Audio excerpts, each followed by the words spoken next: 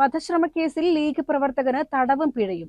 തച്ചനാട്ടുകര പഞ്ചായത്ത് അംഗം ആറ്റഭീവിയുടെ മകനായ ശിഹാബ് തങ്ങൾക്കാണ് 4 വർഷം തടവും പിഴയും ശിക്ഷ വിധിച്ചത്. മണ്ണാർക്കാട് പട്ടികജാതി പട്ടികവർഗ പ്രത്യേക കോടതി ജഡ്ജി ജോമൻ ജോണാണ് വിധി പ്രസ്താവിച്ചത്.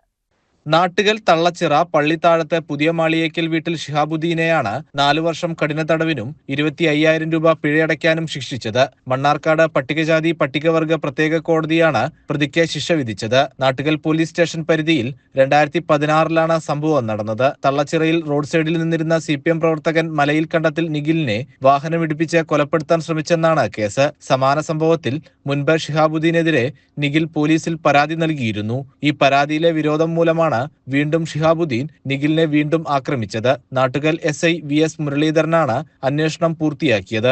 അഡീഷണൽ സെഷൻസ് ജഡ്ജി ജോമോൻ ജോണാണ് വിധി പറഞ്ഞത്. പ്രോസിക്യൂഷനു വേണ്ടി P. ജയനാണ് കേസിൽ ഹാജരായത്. CCN മണ്ണാർക്കാട്.